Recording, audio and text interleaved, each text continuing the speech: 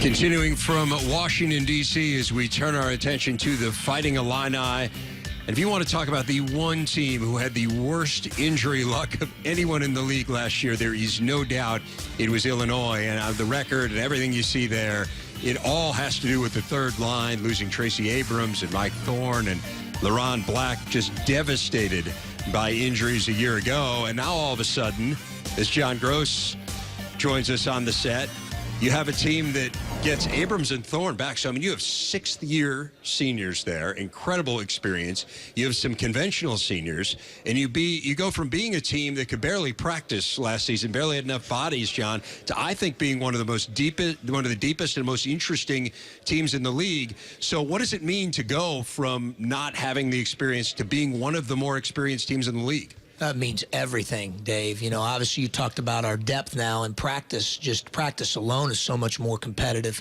Guys are getting better in accelerated fashion just because of that alone, the fact that we're healthy. Obviously the experience of the guys you mentioned, you know, Tracy and Mike Thorne will be 25 and 24 years old, respectively. Right. Both guys are going to have a bachelor's degree and 2 master's degrees, you know, so they've to say their experience would be an understatement. Their perspective means a great deal to our team.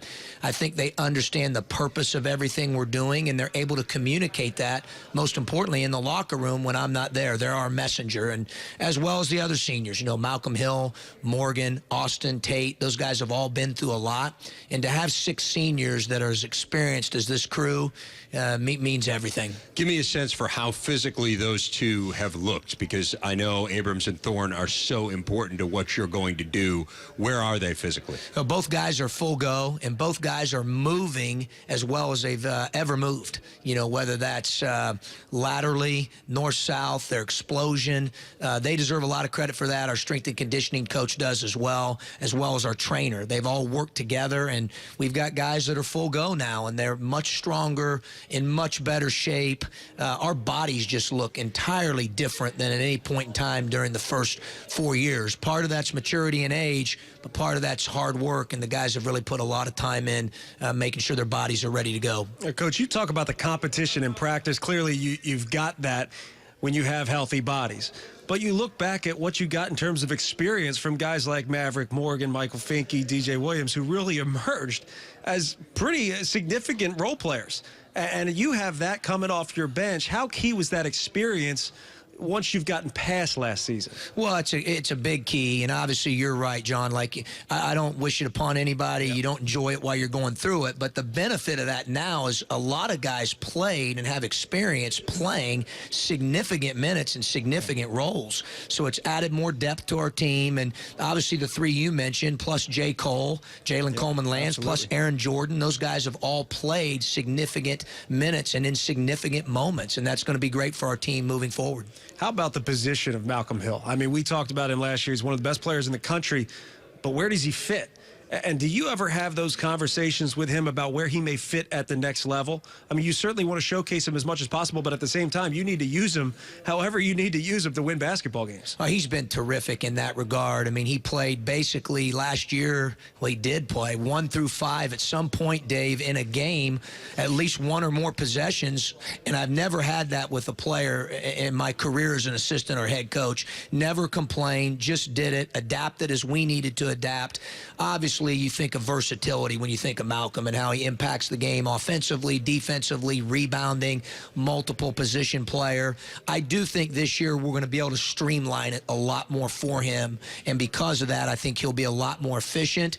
I anticipate him having a great year, and obviously that's going to help our team as well. When you look at pacing certain players, he being one of them, is it get a lot easier understanding that what you have coming off the bench, the trust that you have in a lot of these role players that you got from last season? No question. Our depth is a real strength, and we do trust guys more because of what they've been through, what they've learned, what they know.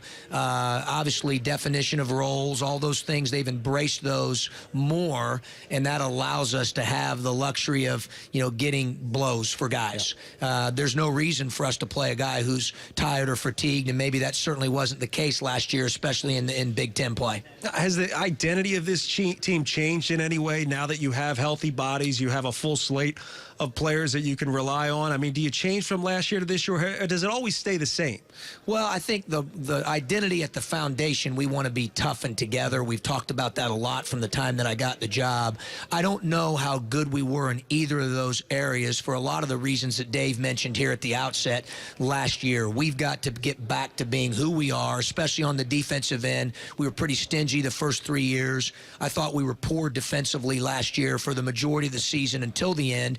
And then rebounding, we've got to be a lot better. I think the one thing that's going to be different for people when they watch us is just to see how big we are, John, Dave. I mean, we're 6'11", 290. We're 6'10", 250. Oh, I called your game against Purdue, and you were not a big team at that point. Not at all, So all our front court is back. And then even the guys who play the 3 position for us, for the most part, are 6'6" or 6'7", and big and strong. So we're just a lot bigger.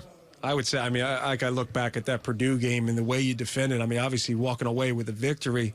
Do you get confidence? And does your team get confidence, especially some of the young guys? I mean, the way Jalen Coleman-Lands emerged as a scorer, as a playmaker, do those guys get confidence to the point where now you have everybody back? Does this team roll in looking like and feeling like they're an NCAA tournament team? Our guys have high expectations. There's no doubt about it. I told them our goal every year is we want to overachieve. We want to go beyond what our potential level is. Obviously our guys want to get back to the tournament and do that. I think that's an outcome of process. We've got to get caught up with getting better every day.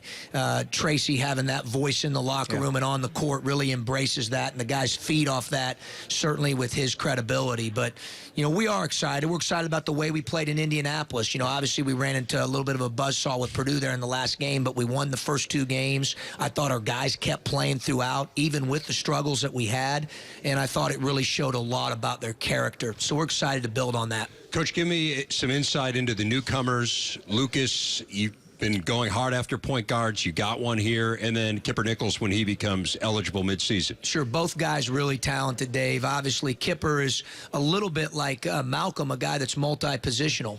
He's a guy, because of his size and his strength, that can guard 2s, 3s, 4s. He can play multiple positions on offense as well. He can rebound. He does a little bit of everything. His versatility is his strength. And then Lucas, as you mentioned at the points, really, really talented.